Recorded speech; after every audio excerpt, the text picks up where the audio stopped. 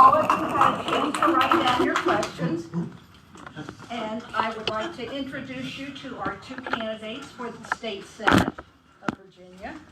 Amy Laufer is here, and Ben Hixon are our two candidates. So we're going to hear from them today and help us to make up our minds what to do for the day we have to do this election. So, and the primary is the 11th.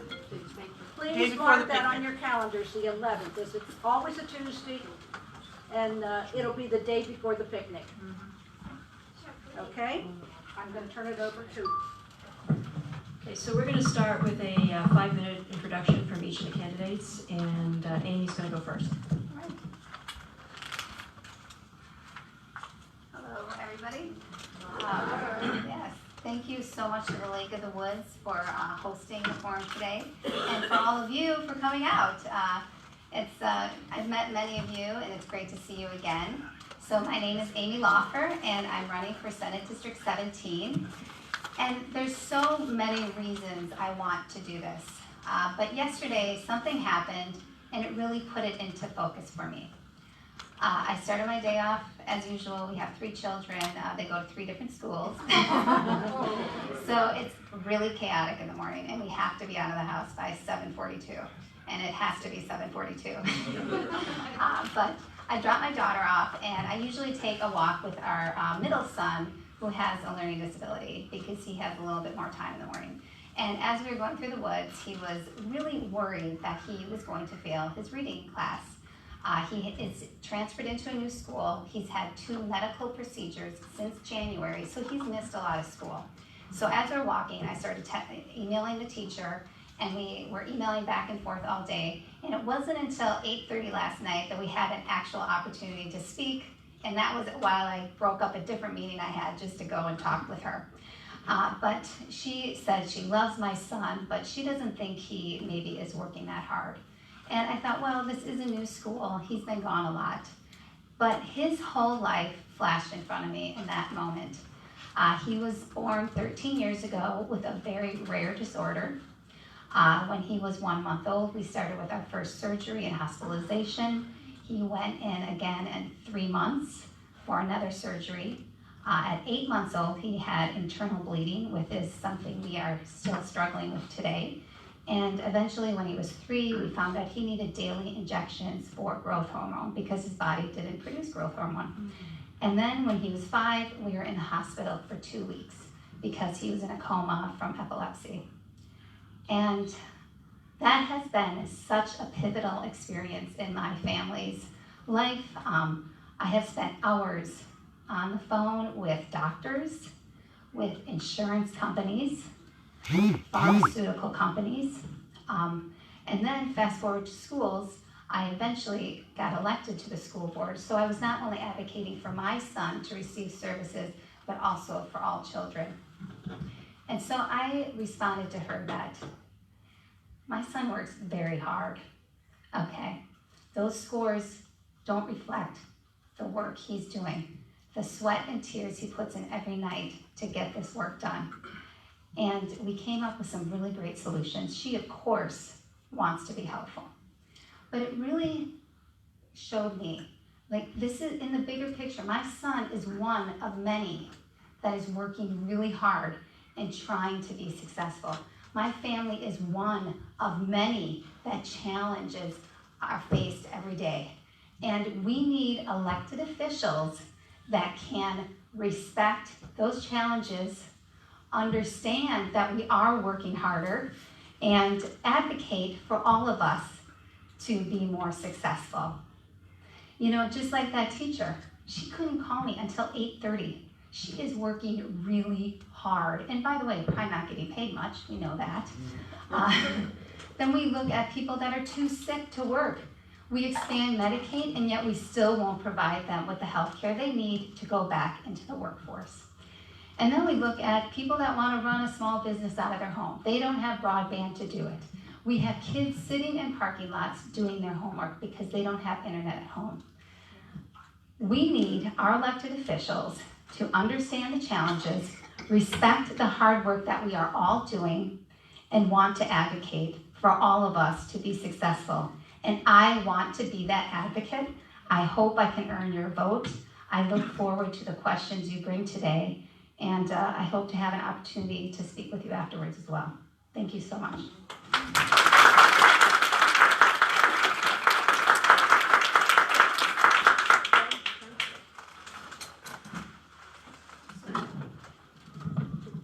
Good? All right.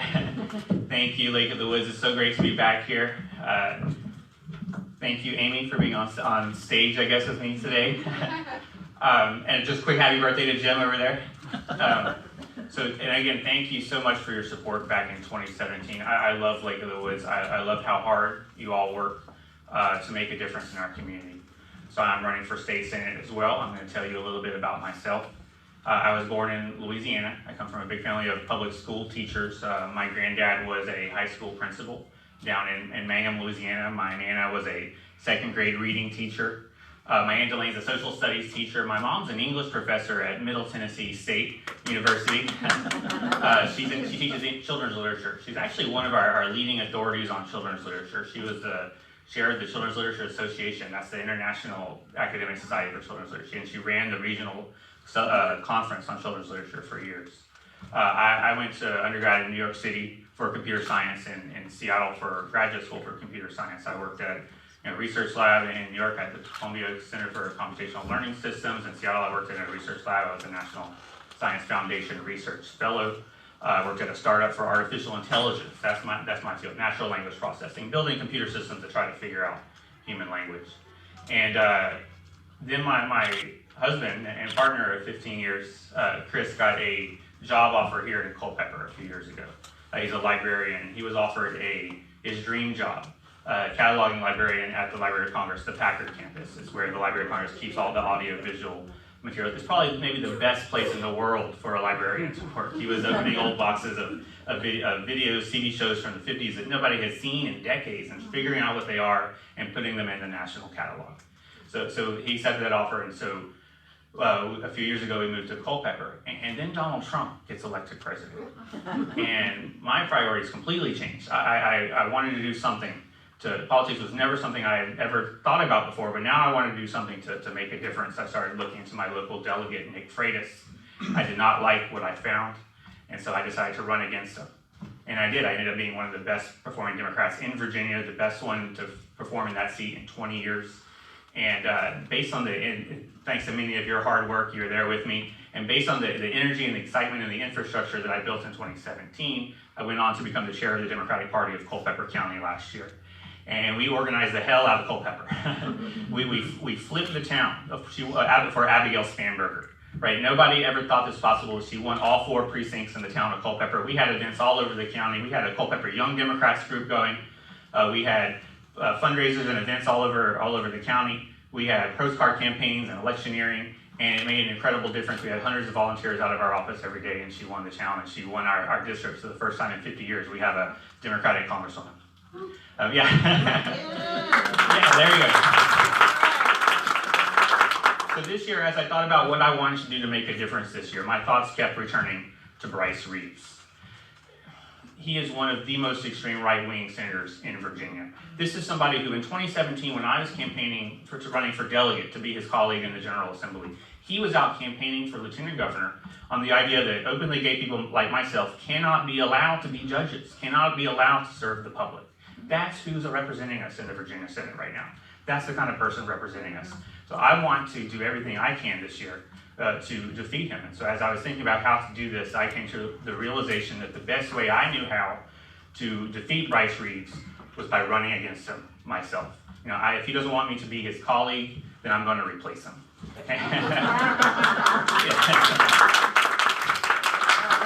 So as your senator, some of the problems that I have a very pragmatic kind of approach to this. Comes from my engineering background, so a very problem-solving approach. And some of the problems that I want to work on are things like more vocational training in our schools. Because not everybody needs a 4-year degree, but we do need plumbers, right? And we do need carpenters and electricians. So more vocational training, more advocacy for the trades. We need to be helping our small farmers by building tools like commercial kitchens or mobile slaughterhouses because there's just not enough USDA-approved slaughterhouses here, and food enterprise centers so that local, so that farming is a little less risky, and farmers are better able to break into the market. And expanding mental health care and access to health care so that we can make sure that people have the tools that we need to take care of ourselves.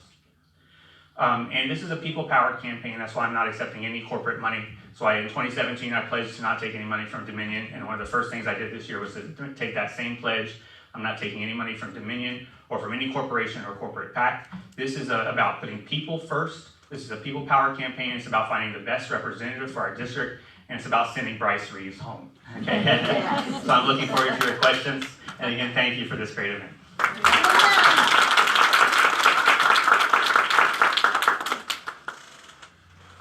think what we'll do is we'll take this microphone down Okay. and allow you guys just to pass it back and forth, and then when you're finished, pass it to us, and then we'll use it to ask the next question. So the first question, Amy, we'll let you go first this time, and then Ben, you'll go first for the next question. We'll just alternate. Why do you think you are the more electable candidate against the Republican candidate in the general election? I don't know if we have time. Let's have time on it. I'd say 2 minutes. Okay. So I've met many of you before, but I think several things. First, I grew up on a dairy farm in Wisconsin. I'm one of 8 children. I am first generation college graduate. So I think that experience plays a lot in this district. As we know, it's 6 different municipalities, very rural, very urban. I've been elected to the Charlottesville City School Board twice. I have founded my own PAC called Virginia's List. It's been going for about 5 years. We support Democratic women running for state office because I have to tell you, as a school board member, advocating in Richmond, it was really bothersome to me not to see a lot of women. So in terms of electability, I've been watching Bryce for a long time, especially because of my PAC and how extreme he is. And I really feel this year, I feel more confident to be able to take that on with the experience I have from growing up in a rural area, teaching. Actually, I forgot to tell you, I'm a middle school math and science teacher in Louisa County when I first moved here. So being a public school teacher, and then eventually advocating in Richmond on the school board, getting elected myself, and helping literally dozens of people get elected. So I think Bryce is very formidable. I think he is a professional. Actually, as I have already said, he's already started campaigning against me in his fundraising ads, saying, because we had a strong first quarter. I think it's gonna take a lot of different things. People power is absolute. This district is working really hard. I can tell you when I started my PAC, I would come to meetings like this and there would maybe be 4 people. And so the change is significant. After Trump was elected, people really got charged up. And suddenly we elected all those women. And that first year I started the PAC, we had 24 women run. That was the most ever for the state at that point. And we only had 3 of them win. Actually, 2 were incumbents, so then 5. But then this last cycle, we had 51 women run in the primary, and then ultimately we had 11 win. And I've talked to PACs across the nation, and that is a phenomenal increase, just unheard of. So the energy is there, and it's possible. This district has gone blue the last 3 elections. So, and I feel more capable because of the experience I have to win, honestly. Thank you. So there's no doubt that this is going to be a tough district. It's a challenge, right? Reeves is very entrenched. He's taking corporate money hand over fist, right? But he only beat Ed Houck by 226 votes. All right, so we've got to remember that. With the right candidate, with somebody with a good understanding of the issues of this district, we can win this. And there's no question it's going to take an incredible amount of hard work. It's the same kind of hard work that I showed in 2017 when I was out knocking on doors every single day. I've already knocked on over 1,000 doors this year personally. I'm set to knock on more doors this year than I knocked on last time. So it's going to take that incredible hard work, but we can do it. All right, and I have a proven record of success, during my time as chair of the Culpeper County Democratic Committee, as I said in my opening, we completely recharged the committee. We organized Culpeper, and we flipped every precinct in the town of Culpeper for Abigail Spanberger. Now in 2017, my House district was the middle conservative part of this Senate district. So I've been a candidate here already. Here in Orange County, here in Culpeper County, these are where the undecided voters are. These are where the people who are willing, for the first time in years, they're Republicans who are willing to listen to a Democrat because they do not like the person in the White House. So they're willing to listen to somebody who approaches them with humility and compassion and a willingness to listen. And that was what I did in 2017, and that's why I was one of the best performing Democrats in Virginia in 2017. I was one of the few to match Ralph Northam's performance. All right, that was not easy. Most of the delegate candidates in our area around us ran about 5 points behind him. But I matched him exactly. In some precincts, I even ran ahead of him here in Orange County.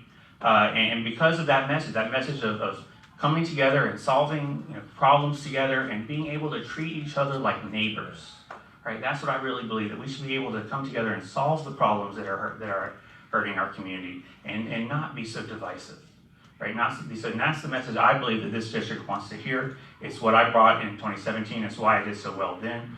And it's why that as chair of the Democratic Party of Culpeper, having that message throughout Culpeper is what propelled Abigail to victory, I believe, and is what is going to defeat Bryce Reeves this year. So my record of experience, I believe, speaks for itself. I've done it once, I can do it again. Thank you.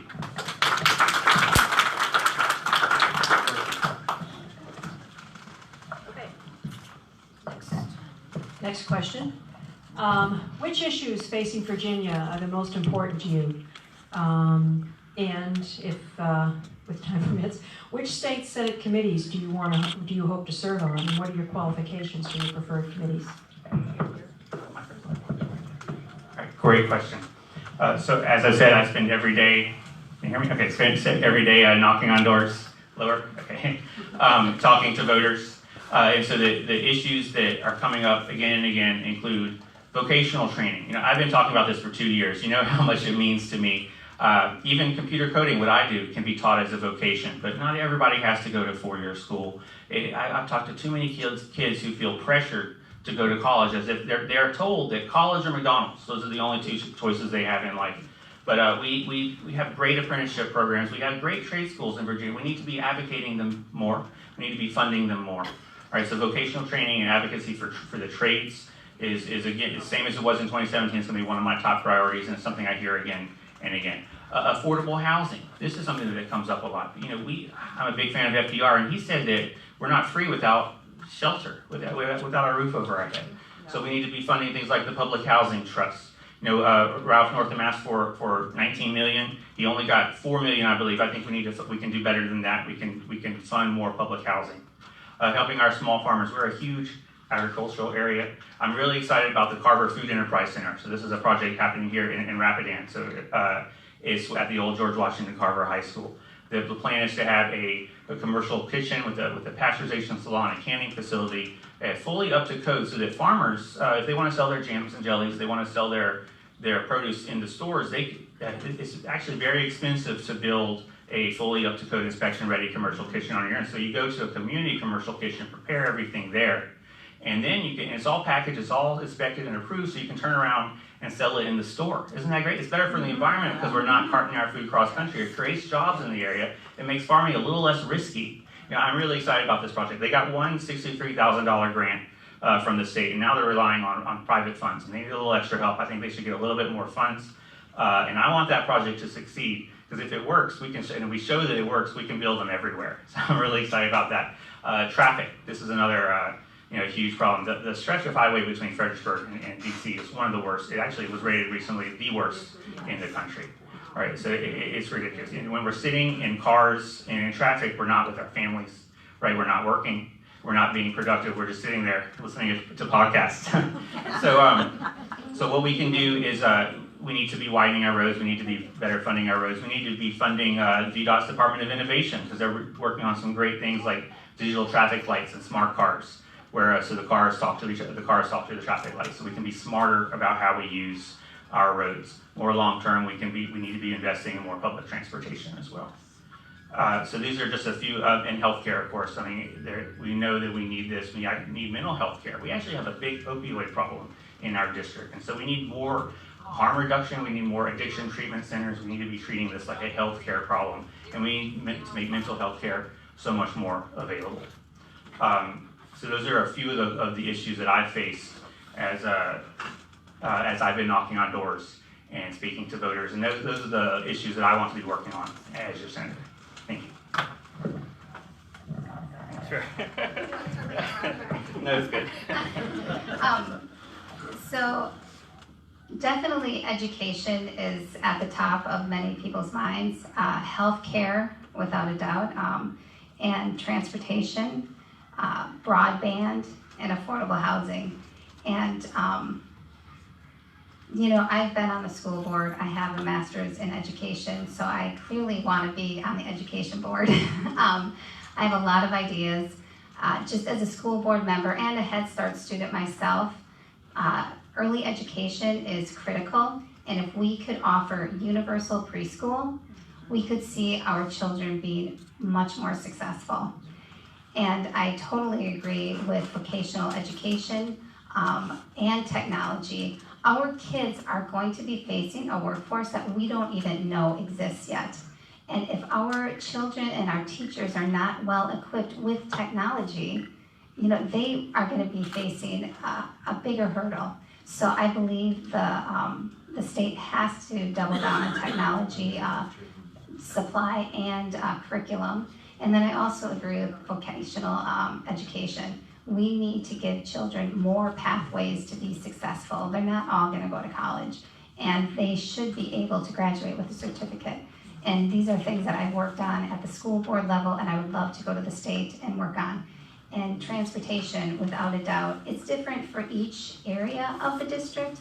Of course, Fredericksburg and Spotsylvania, they have 60,000 people commuting on I-95 every single day. They are sitting in traffic for hours. They start at 4 a.m. You know, we have to do more with light rail.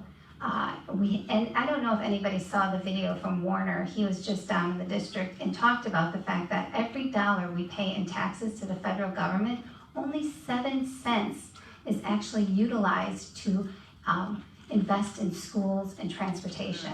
I mean, we are not investing in the very thing we need to be successful people. So it has to come to the states. We need to do more. There are only a handful of regional programs that can invest in transportation, and we need to expand that. Of course, when you look on Albemarle, they're really facing the traffic going into Charlottesville, which I think really leads to the idea of having park and rides. I think we could have better public transportation so that we're not so congested. The other thing I would really be passionate about is agriculture. We need to allow our farmers more niche markets, as Ben was saying, but also broadband. They need broadband. USDA is putting in millions of dollars to broadband because they know farmers need to access their markets. And it's a major handicap for farmers not to be able to be internet accessible. So those are things that I would love to work on. Thank you.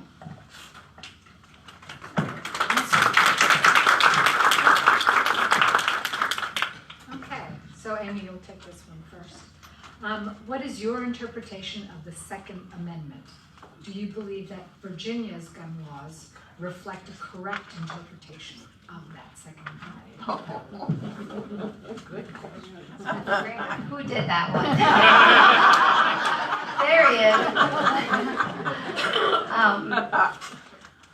is. So I think our nation is really facing a crisis.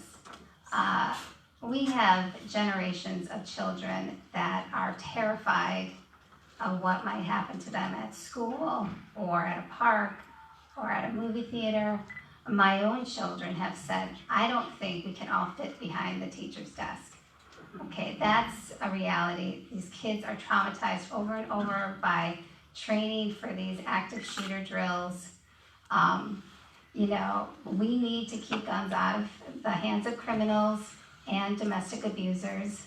I actually had a really good friend that went through a divorce, and we sat down and had this very tearful conversation of how she was afraid. And a week later, she ended up being shot and killed by her ex-husband, who then committed suicide. You know, we need to do more. Universal background checks, without a doubt, are something we need to have, but the red flag law, if your family feels like you are a threat to yourself or them, we need to be able to take guns away from people that are unstable and in crisis. I've been very active with Moms Demand Action. If you're familiar with that group, they are really about educating the public about gun safety. And as a school board member, in my initiative, was to bring their curriculum into our school division, where they teach kids how to be safe around guns, do not touch guns. They also talk about how to store guns. Ammunition and guns should not be stored together. And I think the state should actually give tax incentives for people to buy gun safes when you want to purchase a gun. I also think that, many of these active shooter situations, people and children in particular have taken guns that were bought lawfully but weren't stored properly and then were used to commit a crime and fatalities. And I think we need to hold gun owners responsible for that. We need responsible gun ownership. I grew up on a farm. My whole family hunts. I've gone hunting. I have deer meat in my fridge. But I think we are confusing these two issues. Those are not the same. I've never met a hunter that wants children to be scared. Okay, they want children to feel safe too. And we as the elected officials, we need to do more and we need to take that seriously. And if we have someone representing us that doesn't think this is a problem, they need to go. So, that's what I feel passionate about.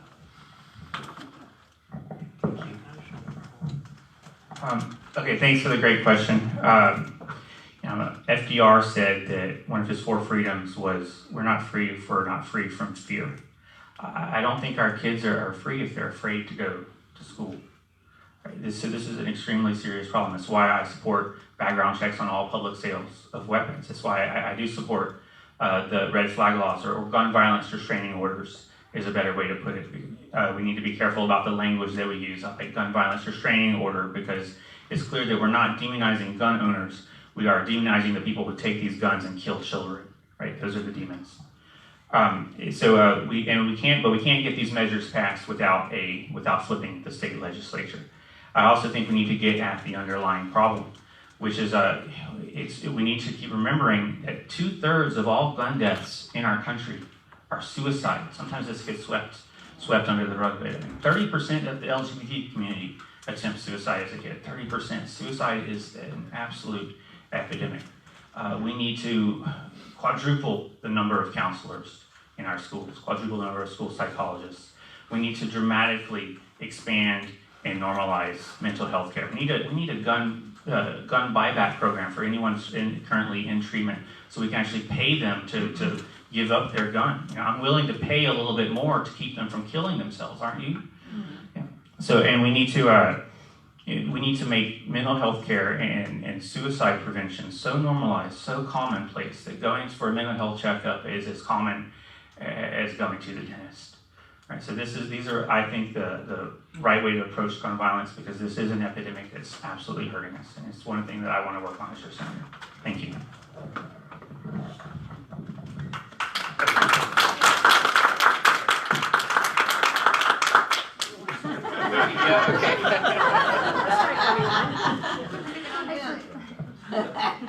Okay, next question. Do you believe that Justin Fairfax, the Lieutenant Governor, deserves a hearing? And do you think the women accusing him deserve a platform for their voice to be heard? No. So the question was whether or not he deserves a hearing and whether or not the women also deserve a platform. Yes to both. People, when anyone is faced an accusation of a crime, they deserve to go through due process. And that we have a system in our society. It's the best system in the world that's ever been invented for finding, for following justice and finding the truth. And he absolutely deserves that method of due process. He deserves to, if he's innocent, he deserves to be able to vindicate himself. But at the same time, anyone who knows a rape survivor knows that this is not an accusation that is made lightly. This is not an accusation that's made lightly, and women deserve to be believed, deserve to be heard, and deserve to be respected and not dismissed and not swept under the rug. So I think yes to both questions.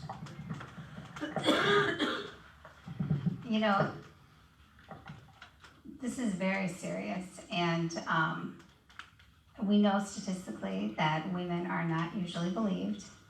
Many of these, we can just go through how many, people even found guilty weren't really even prosecuted, and we've heard judges say, oh, we don't want to ruin this young man's life.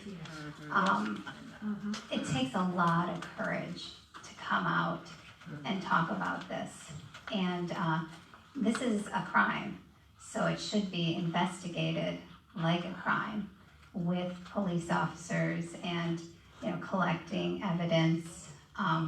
I absolutely think that it needs to be investigated, and I think we should commend the women for having the courage to come out. And I think what we are seeing in our country right now is just takes your breath away to see what happened with the Kavanaugh, and so we're living just in a society right now where it takes a lot more courage to come out. So I feel like we need to commend the women for doing that. This is a crime that should be investigated, and I will leave it at that. That's okay. Do you want to maybe put I don't know. It's just gonna be Okay, so again, Amy, we'll start with this one. How would you manage the opposition candidate using unfair tactics, such as falsehoods on social media? Right. Very pertinent in this day and age, as we see constantly misinformation and downright lies being told all the time, which I will just go back to Bryce attacking me already. So how to deal with it? With strength and courage. I have something that I usually wear that says, my faith is bigger than my fear. And I think you have to come at it that way. I don't think, though, us being negative is right. Because the truth is, we can win on our ideas. Yes. We have great ideas of how we want to move this, I would say country, but this state forward. I would love to talk about healthcare, real healthcare reform. I would love to talk about education and how we should be supporting our teachers and kids to be successful. Broadband expansion, that's what I would love to talk about. And transportation, we cannot allow people to be sitting in slug lines at 4 a.m. and think that's okay. So I think this is, the way to fight back is to fight back with ideas and with faith and courage to do that. And that's what I'm going to do. Yeah, so Bryce Reeves is not a nice person, right? I just had a meeting with one of Ed Houck's old field organizers, and he was telling me about some of the dirty tactics that Bryce Reeves was doing. Things like, you get this, distributing pamphlets accusing Ed Houck of supporting genocide or belonging to the KKK. I mean, it was that's the kind of person that we're dealing with. That's the kind of senator who's currently representing us. And so we're going to see that same meanness on social media as well. One thing I like to remind people when we're talking about social media, because this was also a recurring problem for the Culpeper County Democratic Committee, and we had to face social media backlash, is that when people talk on social media, that's not the same thing as what they're saying in person. It's important to have a thick skin. I want to say that again. It's important to have a thick skin. Okay, we approach people with a willingness to listen. And I've had the door slammed in my face many times, and that's okay, right? Because it's about building dialogue and making inroads and finding that one person who is willing to listen and speaking to them. And if you get attacks on social media, that doesn't necessarily mean that it's coming from their heart. It's just people, it's a playground talk, right? So I think it is important, and it's easy for us to lash back out, to say, oh, well, this person attacked me on social media, so I need to attack him back. And that's an easy thing for us to get in the habit of, because we're all children at heart, I think.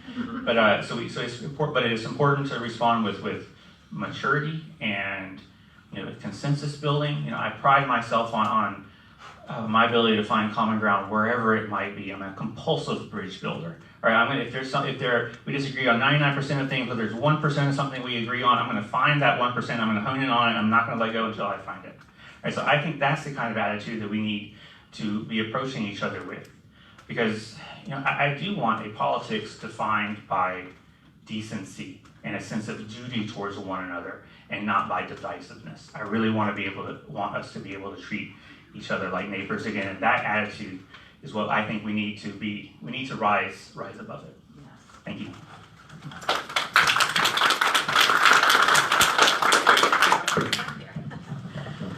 Okay, next question. What is your position on the Confederate monument in the city of Orange? And the questioner kindly provided the inscription, which says, "They fought for the right, they died for their country, cherish their memory, imitate their example." Well, I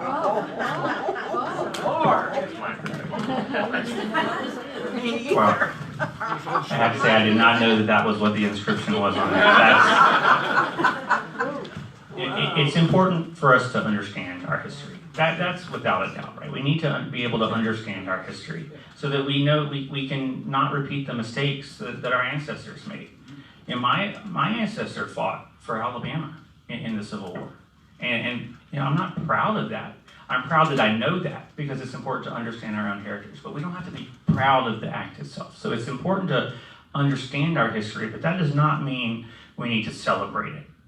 Okay, so war memorials can mourn. The Vietnam Memorial, that's not celebrating anything. That's mourning the awful death, the tragedy that ever took place at all. And so when we have, private people can put whatever they want on their own property. We have freedom of speech. If they want this statue on their own property, that's fine.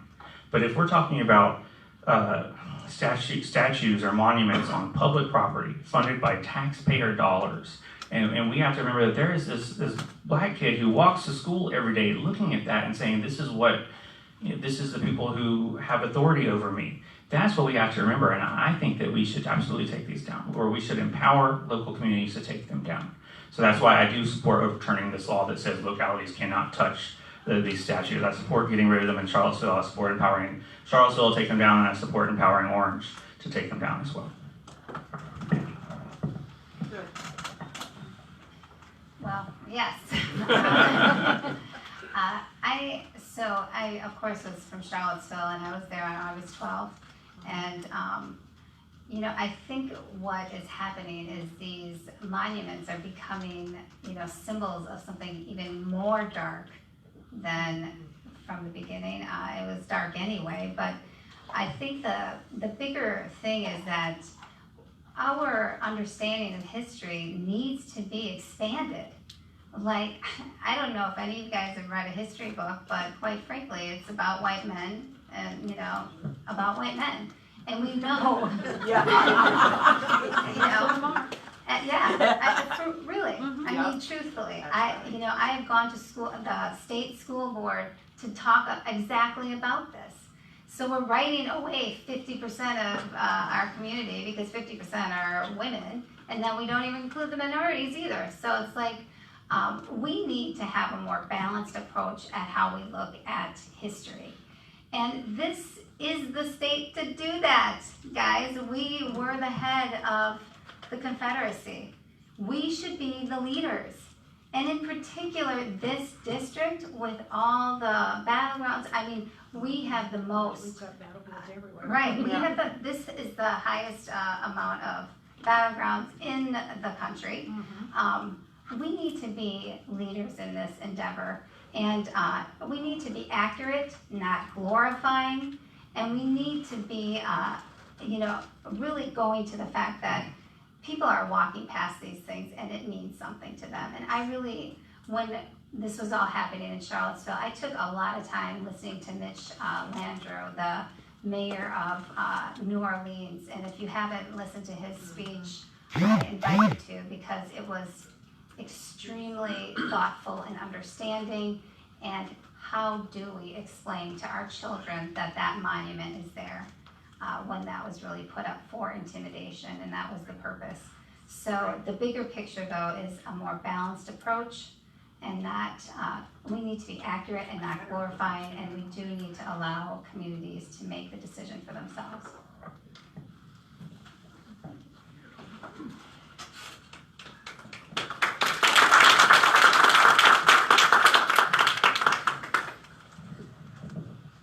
What role should Virginia take in dealing with the current immigration issues facing our country today? Actually, I would love to be more specific about that, just because I feel like there's so much there. Oh yeah?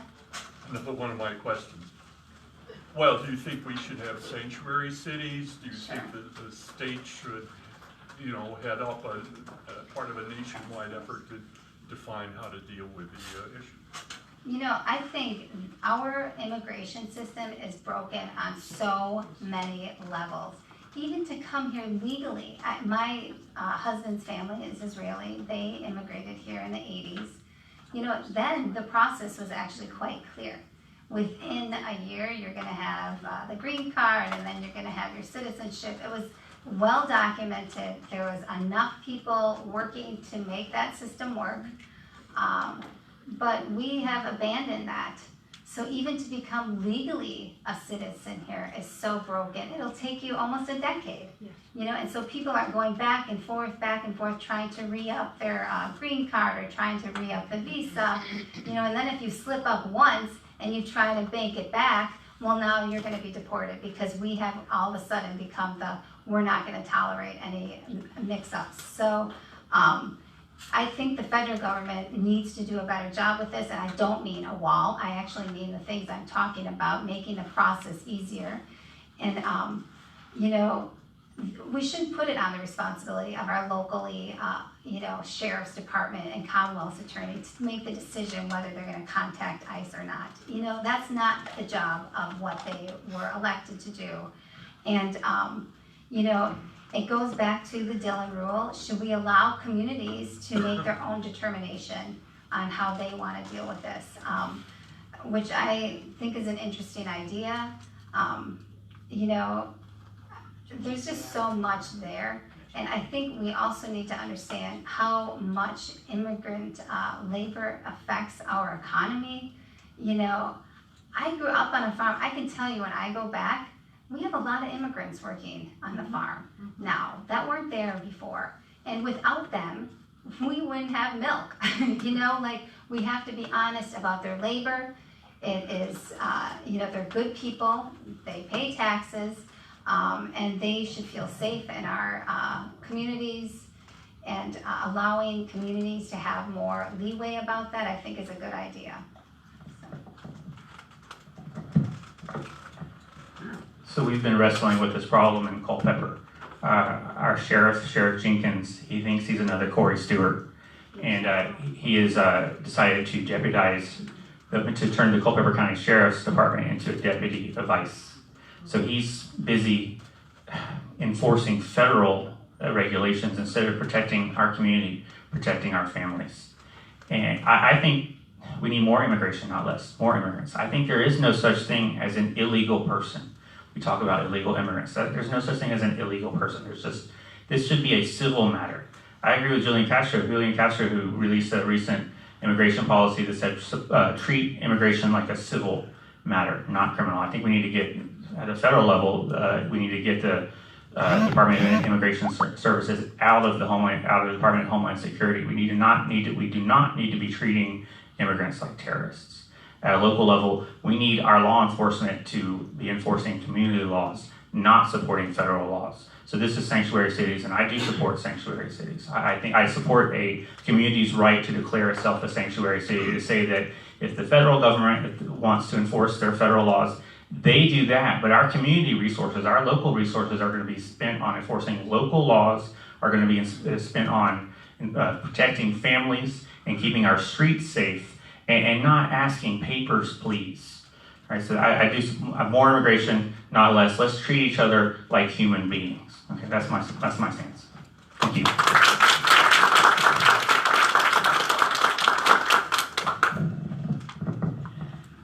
So, do you think it is important for Virginia to ratify the ERA? And if so, why do you think it's important?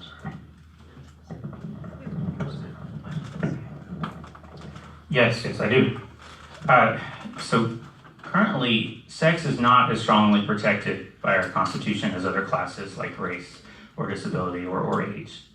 I'll give you a good, so the Supreme Court uses what's called 3 tiers of scrutiny: rational basis, intermediate scrutiny, and strict scrutiny, with strict scrutiny being the strongest, the most protected. And so race, for example, is protected under strict scrutiny.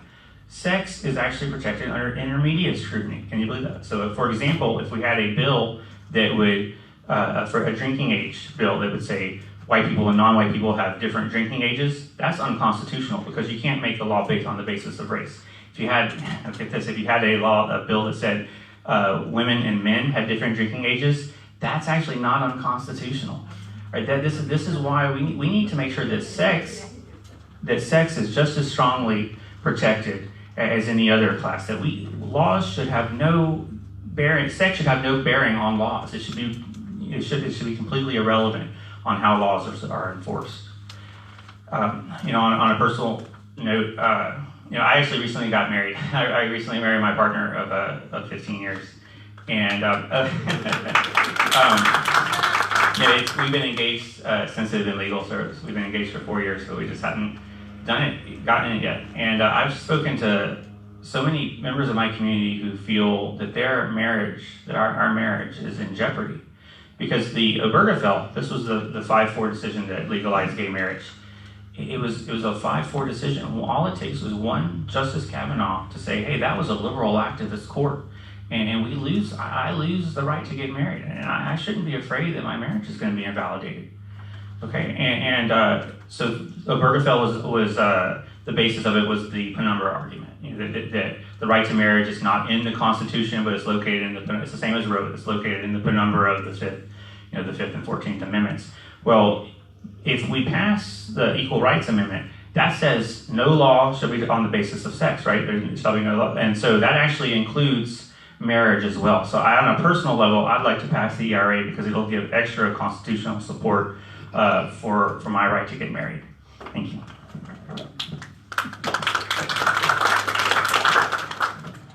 The short answer is obviously yes, and part of why I'm running is because I cannot believe we were not able to do that this year. I mean, we had over 80% of Virginians wanted the Equal Rights Amendment to be passed, and still they found a way to deny the vote to come to the floor. This is just partisan. The thing that I think is even more compelling about why we need the Equal Rights Amendment is because we need equal pay for equal work. 47% of our workforce is women, and about 23% of women are in poverty. And if you've watched the Supreme Court here, the cases coming through, there's been 3 cases where women brought charges that they were not paid equally to their male counterparts. And locally, they were, they said, yes, the company is liable and needs to pay you. But then when they took it to the Supreme Court actually shot it down. Mm-hmm. So women are not protected in the Constitution, and it is about, in my opinion, it's equal pay for equal work. Right. And I absolutely support it. And we need to get rid of Bryce Reeves because he voted against it.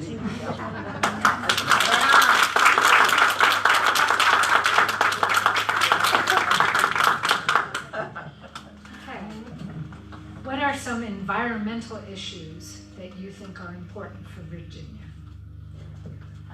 I love this.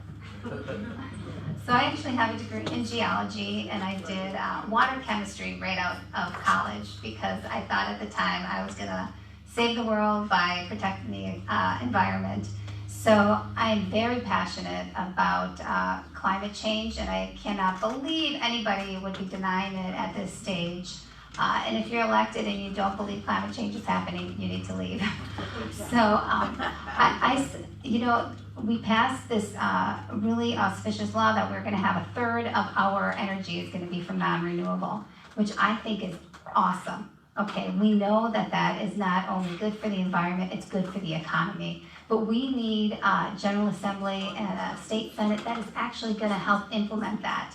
You know, right now, if you have your own solar panels and you're selling back to the grid, there's a cap on how much you can sell back.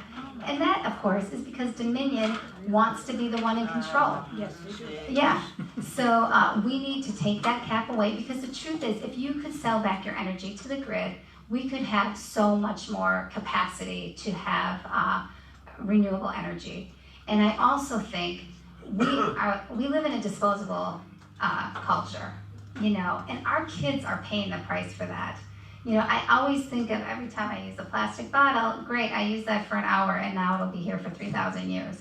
Like, people are gonna excavate our landfills and look at these and be like, this must have been very important, there's so many of them. You know, if you look at many of island communities actually have banned plastics, one-time use plastics, and we have so much technology now. We know that we have better technology to make things, we call it what, cradle to grave, you know, from its inception to how is it gonna decompose in the end.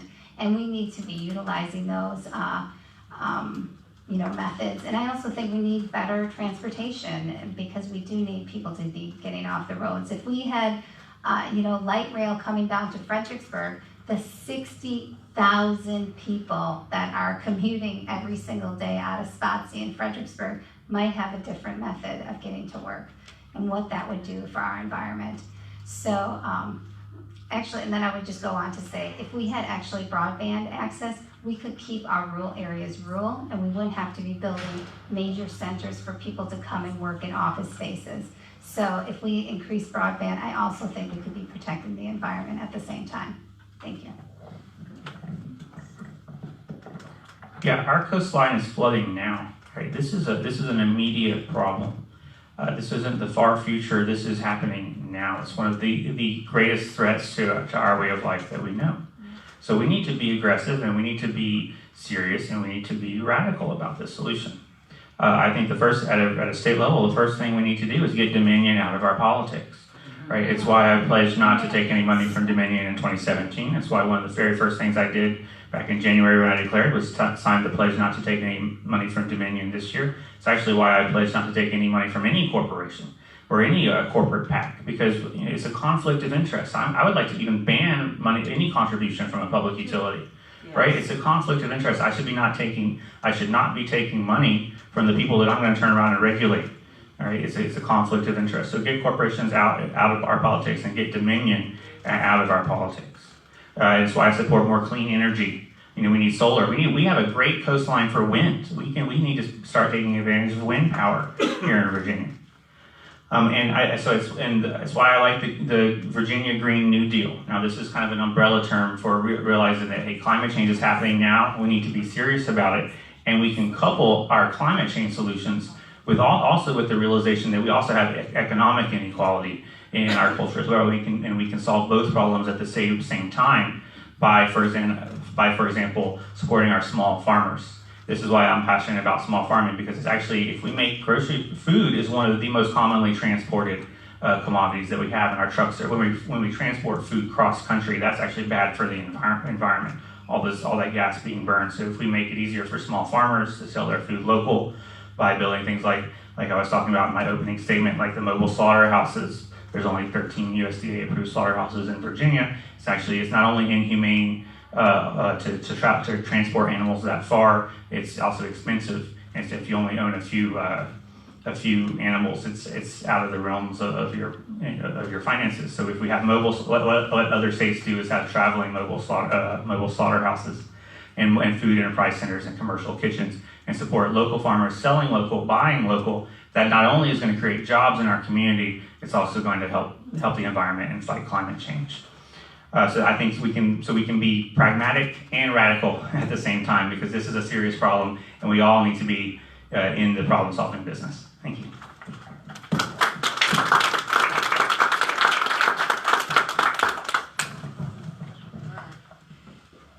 Would you allow Virginia to test out Senator Bernie Sanders' policy to allow all felons, regardless of their crime, to vote? And I believe he believes that even those in prison should be allowed to vote. Yeah, I think that you shouldn't lose the right to vote, even if you're in prison. Because our criminal justice system is rigged to favor whites and the people with money. Right? It's just the nature of our system, and we need to recognize that. So our laws are enforced. Not only do we over-criminalize, but we enforce the laws unfairly. Marijuana is a good example. There's no racial disparity between the use of marijuana in Virginia, but a black Virginian is 3 times as likely to be arrested and put in prison than a white Virginian for the crime of marijuana possession. Right? So that's just one example among many of how the racial disparity in our criminal justice system. And so when we do take away the right to vote from those incarcerated, it actually has a disproportionate racial effect, and that's not fair. So yeah, I do support going so far as extending the right to vote for felons, but to be realistic, that's not going to happen anytime soon. I think that in the more immediate step is automatic restoration of rights. This is it's a lower hanging fruit. It's still going to take a lot of work, but it's something we can get to work on more immediately. So as you know, that if you're released from prison here in Virginia, you can get your rights back, but you have to go through this kind of cumbersome paperwork process, right? And so one thing that we did canvassing was we would carry around the restoration of rights forms, because not everybody understands that, hey, you can get your rights back once you served your time and paid all your fines. But I think that process should be automatic. I don't think you should have this extra paperwork process. I think we can get past an automatic restoration of rights so that everybody gets their right to vote back immediately upon reentry. Thank you.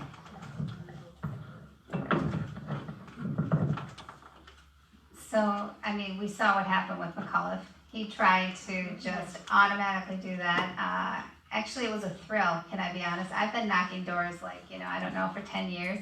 I met so many people that had gotten the right to vote back, and it was such an exciting opportunity for them. Some of these people were, much older, like 50s and 60s, and they had never been able to vote before. Can you imagine not having a voice in your own country? When somebody has paid their due, they've paid their due to society, as we call it, whatever, they should be able to vote immediately. And by the way, this process is not easy. First of all, you have to fill out the form, and then you don't even know if they've accepted it. And after they've accepted it, which you might not know, then you have to actually register. So it is like almost a 3-step process. And if you're not, if you're not already up to date on all of that, you won't know that. So I truly believe we should be working towards automatic restoration of rights. We shouldn't, and as Ben has said, we know our justice system is biased. Actually many people in prison haven't actually been, actually convicted of a crime. Many people are there because they can't make bail. We are imprisoning people because they don't have money. And by the way, while they're there, then they lose their job, and then when they eventually get out, they can't get another job, and they can't find a place to live. It literally is ripping apart families and ruining lives, and by the way, is an economic disaster for us too. Because it costs, I think, I could be wrong, but I think it's $47,000 a year to incarcerate somebody. Can you imagine? That's tuition to an Ivy League school. So I think we absolutely need to be reforming voting rights. I would totally support automatic voter restoration. Sorry, I went off on a tangent there, but here don't talk about mass incarceration. We really need to, because there are so many models we know are, good, and they should be utilized. So we haven't even talked about the fact that many people that are incarcerated have a mental illness, and we have ways There are diversion programs for mental health and drum court, and we need to be doing that across the state, not just sporadically. So.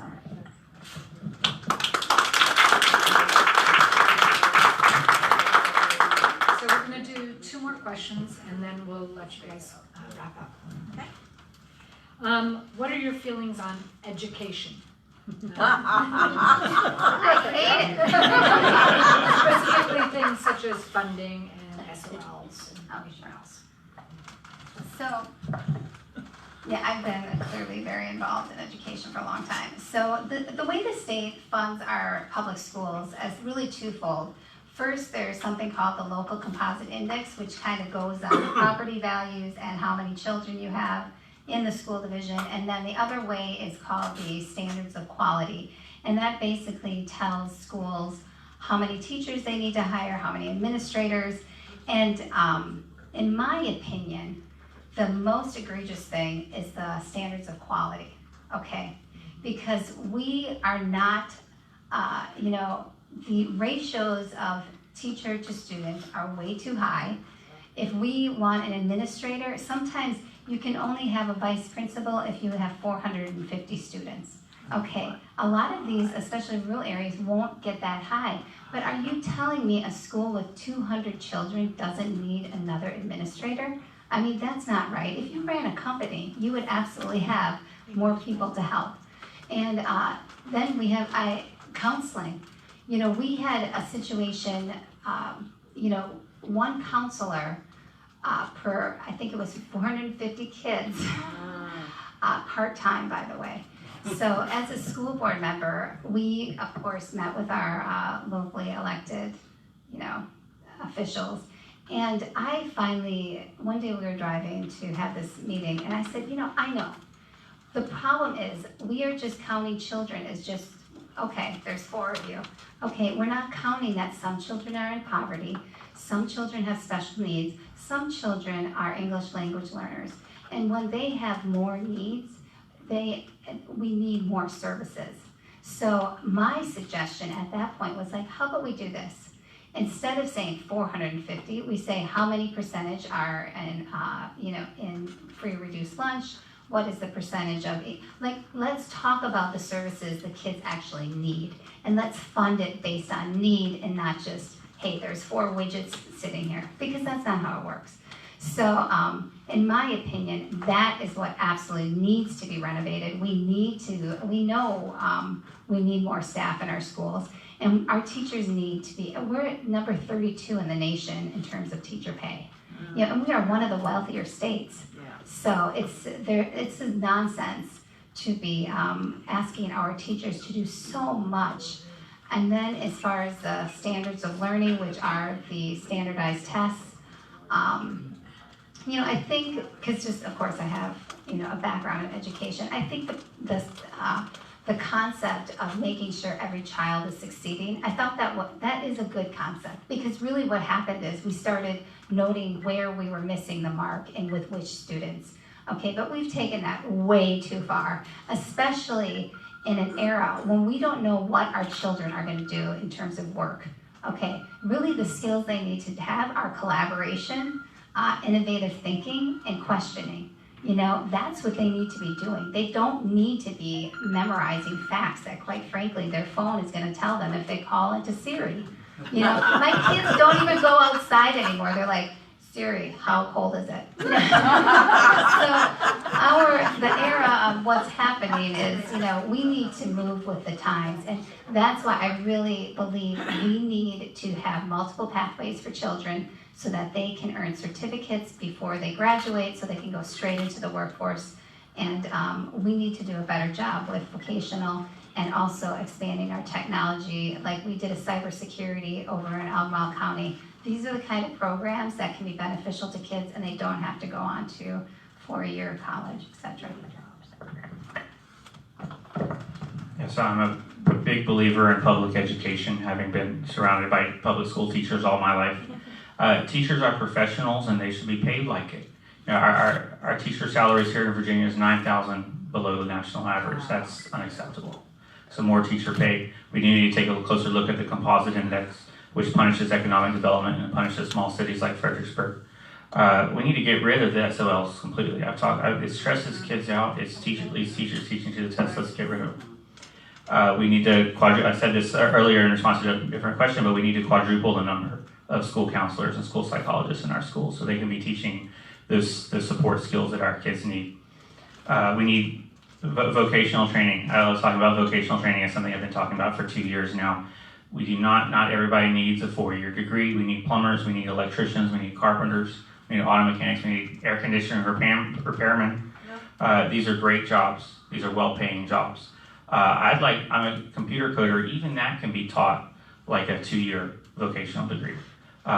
With Amazon coming here, this is something I proposed back in 2017 that I think feels fairly prescient now because with Amazon coming here, there's a lot of tech jobs that we can capture that we want our kids to get. And if we have a 2-year Virginia computer coding degree, we can teach coders, we can prepare them to enter the workforce. And I have a 4-year engineering degree, but I could have learned what I learned in 2 years easily. And so I'd like Virginia to take the lead on that.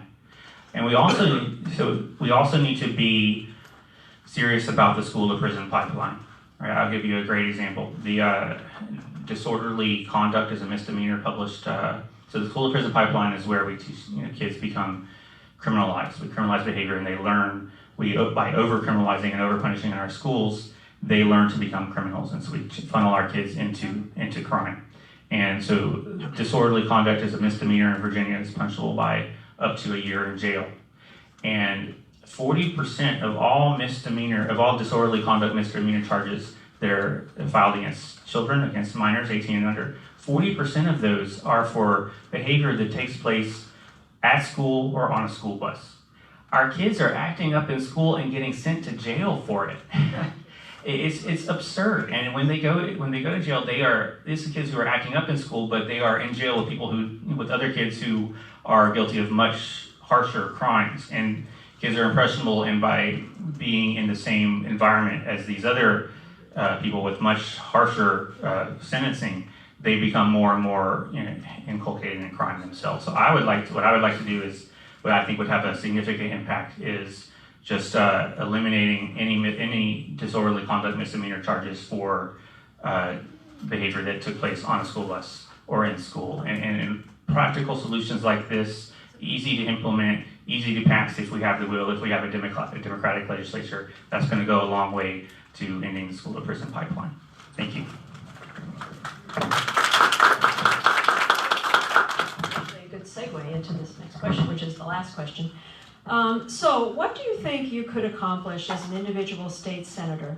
And I'd be interested in the answer both from the perspective of if the Democrats do take control of the Senate, and also from the perspective if the Republicans retain control.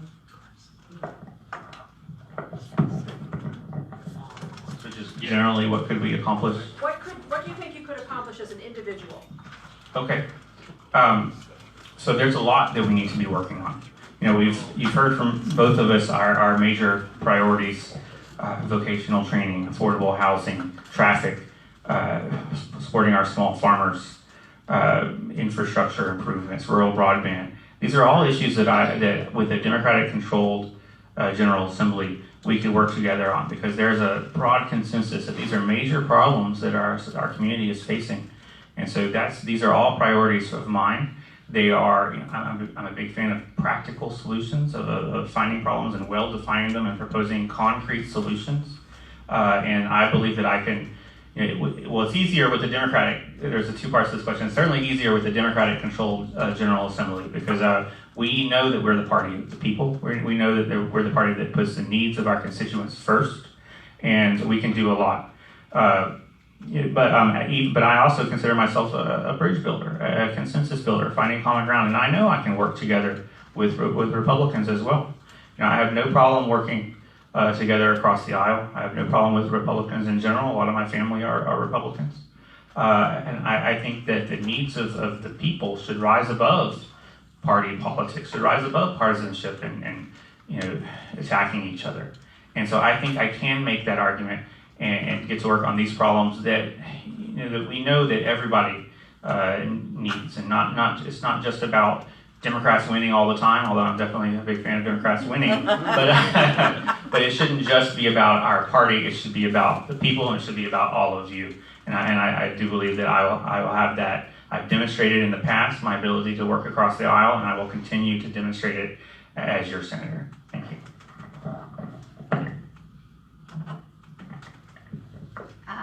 That's a great question. Actually, this is what I, think about every night. But I think I'll reflect first on my experience being elected on the school board and being vice chair and chair. And there's really three main things that I championed, which ultimately resulted in increase of graduation rate by about 17%. The first thing we did is we looked at our budget and we had to cut $3 million. Well, you know what that means. It's a lot of jobs, and we eventually only needed to cut $1 million, and which seemed like great, right? But I went through each of those line items and really thought, what is the benefit of each of those programs that we were considering? And one program we had considered cutting was the summer school program. And as a teacher, I know the value of extra time in the classroom. And I said, that is one thing we should absolutely not be cutting. Because if a child is recommended to be here in the summer, this is the opportunity to help them succeed in the fall. So we went back and we did some other things, and we saved summer school. And eventually what we did is we partnered with Parks and Rec, and we made it a summer camp. A 6-week-long program from 8 to 5:30, and it was hugely successful. We had over 900 kids attend, and when we were just running it as a summer school, maybe 30% of the kids would show up, but suddenly as a camp, we had like 89% kids showing up every day. So I think one person can make a difference, but I also agree that it's about really listening to everybody and thinking of each of their ideas as a potential solution solver. And I will tell you, so we have, there's a crosswalk that's right in front of the school, but it's also the entrance to the highway. Okay, and the city could not find it in the budget to give us somebody that could be a crossing guard there. So we got the light going, a flashing light, and trying to make people aware that this is also a way to get to school. And I was walking my son to school one day, and he said, Mom, the police car is always parked at the other end of the parking lot where there's nobody there. Why doesn't she park it over here and put the lights on, and maybe she could be the crossing guard? Yeah, within a week, that's what we did. So, it's like really listening to everybody and valuing their opinion, and then talking about it. Because a lot of times when you get elected, there's so much going on. And like that time when I wanted to save summer school, that was a scary thing to say. Because by the way, none of my colleagues wanted to do it. I can actually tell you when I wanted to make the motion, because I had just been elected. So I had never made a motion yet. So the guy that didn't want to vote for it told me how to make the motion. So I made the motion and it passed. But it's like, it's not enough to be sitting there. You have to be there, and you have to be advocating, you have to be talking, you have to be thinking of new ideas, you have to be listening to everybody, because anybody could have the solution to the problem you're trying to solve, and then really advocating for it. And I will say, if I'm elected, I really want to make universal preschool a priority, because not only will it help children succeed in the end, it will also help families be more economically stable. It is very expensive to put children in daycare. And if we could relieve them of that burden, it's a twofer, it's a win-win. So that's something I would be passionate about working on. And I absolutely think we need to focus on infrastructure like roads, public transportation, and broadband, because these are things that affect our district. And I think expanding broadband is not just about the kids at school or running your own business, it's also about telemedicine. My son, with all of his issues, if I can't be at the doctor, at least I can be on the phone, on Skype or FaceTime with him. And actually, I ended up meeting with a UVA professor that is like the pioneer of telemedicine. She's been there 20 years, and not only expanding telemedicine for physical needs, but also for mental health. Especially in rural areas, it's a real barrier to try to get to your appointments. And if we could have broadband, people could be accessing their doctors from home. You know, I don't know about you, but I've sat at waiting rooms for about 3 hours and been like, hey, does anybody remember me? So this could be a real help to everybody. Those would be the things that I'd really be passionate about working on. Thank you.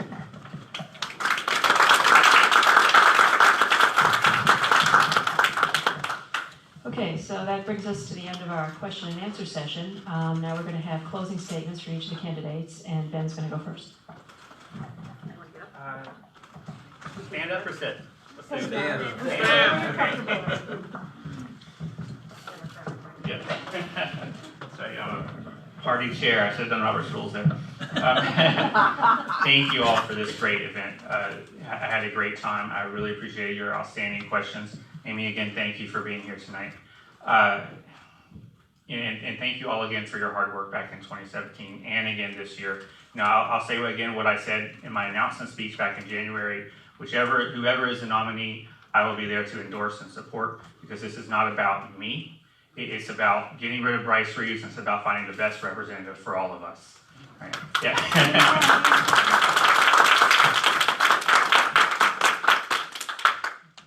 So there's no question that this is going to be a challenging district. We know it's going to take a lot of work, but there is a path to victory here. Now, I want to emphasize that there is a path to victory with the right candidate. Now, I have demonstrated my ability to succeed in this district. I have fought the tough battles. You know, I ran against Nick Freitas, who's, to be honest, a lot tougher and a lot smarter than Bryce Reeves is. Not saying much. And I demonstrated my ability to against Nick Freitas, to match Ralph Northam's performance in this district. I've run in the most conservative parts of this district, and I have done as well as any Democrat here has done in the last 20 years. Right, so I have demonstrated my ability to succeed in the heart of Trump, Virginia. Okay. And as chair of the Culpeper County Democratic Committee, I reorganized, I reformed our committee, and I flipped the town of Culpeper for Abigail Spanberger. I was lucky because I had an incredible candidate like Abigail. I'm so proud of her. I was very fortunate for her to be my candidate as chair. But the reforms that we put in place under my watch as chair of the Democratic Party, it led to her overperforming expectations in Culpeper, and now the town of Culpeper is an island of blue in Central Virginia. So it can be done. It can be done. It's going to take a lot of work, and it's going to take a people-powered campaign. We're not going to be like Bryce Reeves. We're not going to be taking corporate money hand over fist. Right? He is funded by the special interests. That's all he cares about. You know, my campaign is powered by people. It's powered by you. It's powered by volunteers. It's powered by the willingness to change, the ability to see progress, to see it ahead of us and fight for it. That's what I've been doing here for the last 3 years. For all my time in politics, I've been fighting for positive change, and I have been succeeding. But it's going to take more work. This year is not going to be easy. Bryce Reeves is going to run the most negative campaign that you can imagine, and so I'm going to need your help. If you want to volunteer for me, please go to my website, benhixon.com. You can sign up there. You know, I need your contributions, but I also need your time. We're going to have postcard writing campaigns, phone calls. All right, we're going to reach out. We're going to work just as hard as we have been doing, and we're going to win this seat. It can be done, and I hope you will help me do it. The primary is June 11th. If you'd like to see me on that debate stage facing Bryce Reeves, telling him to his face that bigots are not welcome in Virginia, that's what I'm going to tell him. If you want me on that debate stage in this fall, and if you want me on that ballot in November, I do need your vote on June 11th. So please come out to vote on June 11th, and if you have any other questions for me, please talk to me afterwards. Thank you so much. It's Lake of the Woods Democratic Club.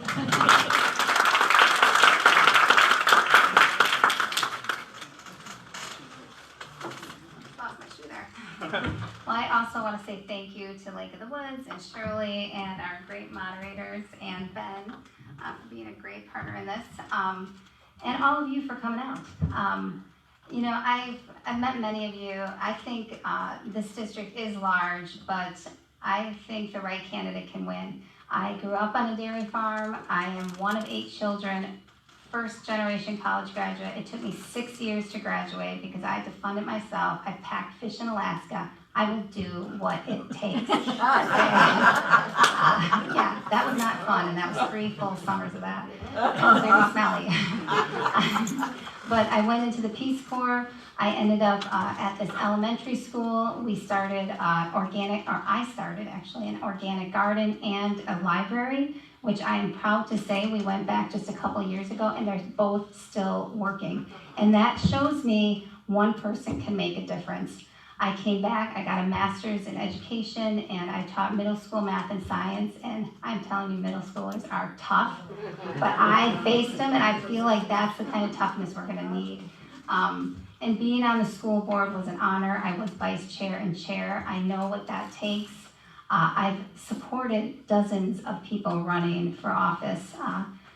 Starting a PAC by myself was a real honor, but it was a real challenge. I drove across the state for years trying to drum up support for women. And, I think I know what it takes to run a campaign after doing that for many years. The district is big. We have 6 municipalities, Albemarle, parts of Culpeper, Orange, Louisa, Spotsylvania, and Fredericksburg. So this is going to be a full-on people campaign.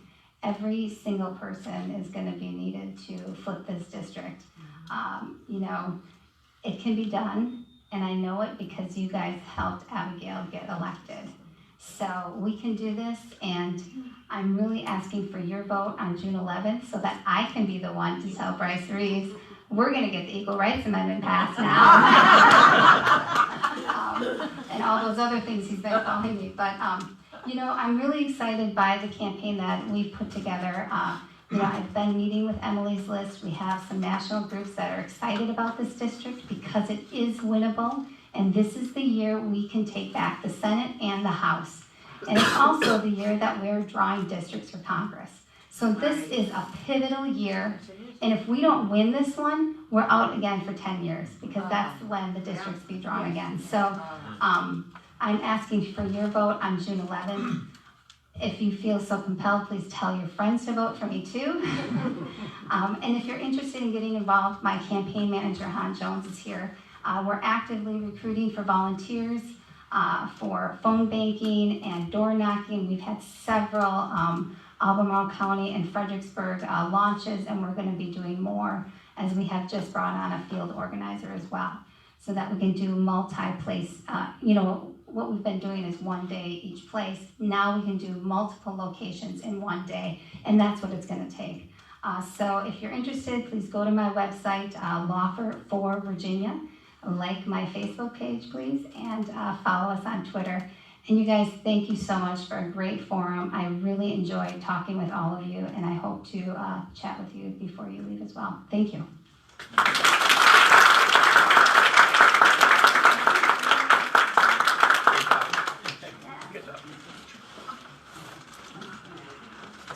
I hope all of you can now make up your mind for June 11th. It's going to be tough. I wish we could elect both of us.